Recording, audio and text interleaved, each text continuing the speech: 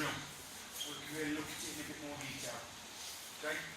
So, first of all, I want a barrier, obviously, between me and Josh. I don't want him to have a good underhook and flat. This really isn't ideal for me. Again, if he keeps his head in tight, get my hand under his chin will be difficult. This is where you've got to create movement. So all I do is I trap his elbow, use my arm to bring it inside. So you see how I use my shoulder, and then I swing my hand. So even if he pushes back, there, I've got that in. So that's where I'm getting that in. So if the guy buries his head, yeah, and he's trying to flatten you out on your side, if you need to push that in your way, I'm just going to extend my arm that way up. And I'll let him push back, because that now, I'm going to work that under his chin. Walk my fingers along his shoulder, and then I'm going to elevate. Put my hand on his chest if I need to. You see how I just loop my elbow in. Now what my elbow, if you put your arm out and tense your chest, you can feel how the upper pec and the tie into your shoulder goes tight. That's where I want my elbow.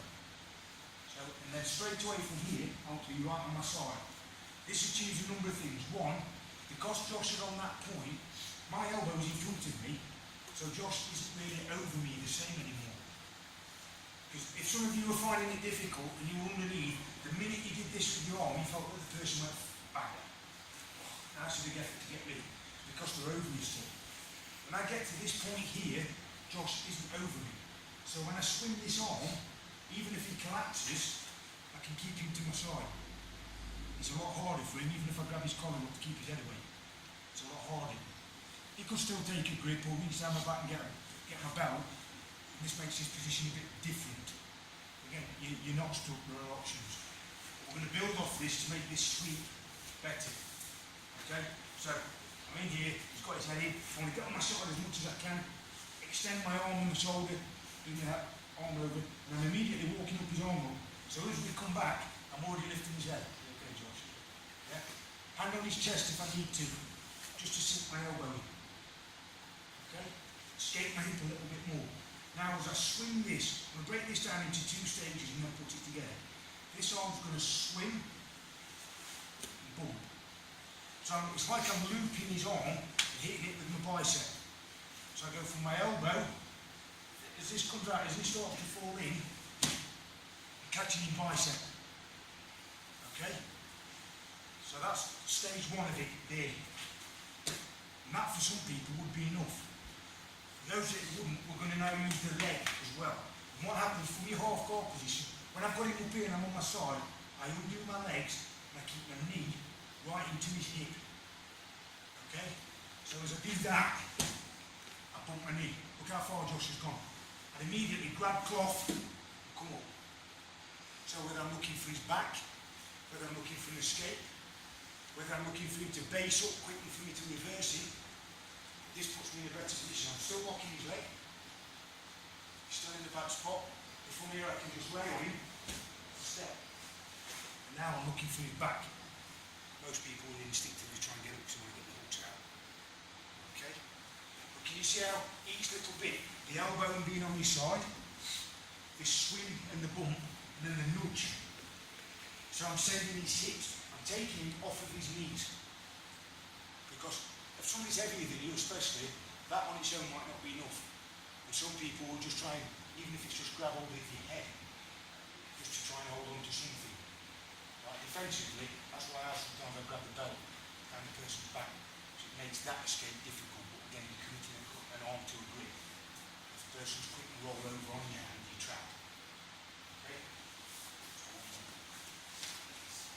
So you've got the underhook, I get on my side as much as I can. Extend the arm, swing it over his head. I don't do this, push him and try and bring it back because he's going to come back into me. Yeah? So there, look, I'm not going to get it in. I'll have his head into my chest again. And he's looking at flattening it out. So if I do that, look, follow my arm in here. And immediately feel for the outside of his arm. If he did come up, I'd take this elbow and I'd tap his other leg the other side and I'd bring him up this way. So I end up on top. A lot of people are going to look to flatten quickly. Okay. Push in. Look, try and loop your wrist under his chin. Walk up. That's hard for him to get rid of now. The only way you can take pressure off that is to lift up. If he lifts up,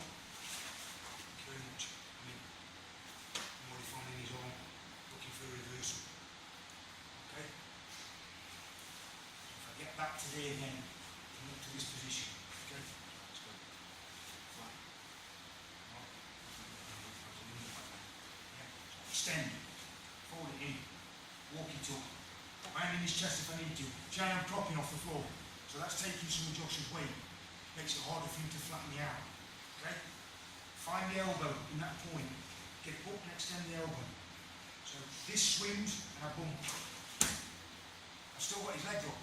So he can't roll out of it and try and turn into me. Because I've still got a grip. And I just grab cloth as close as I can. If I can get the collar, great. If it's the material under the armpit, that'll do. And I get up and I lean on him. So that's going to make it hard. Josh has got to adjust his grip to get up. Let me just go to you. Your preference will now be up to you. Most people from there, you've got a relatively easy back tape. Because he's spread out, I can just step from there, get the hook in, and start coming up to this position, and already start fishing.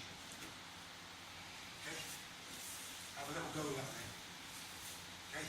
See how we go. The things we're going to do today, 3 things we're going to do today, they're a bit different to each other, but we're all within half guard. They're just little things that might fill in gaps for people, give people options in between. I'm stuck here before I get there. Let's have a go.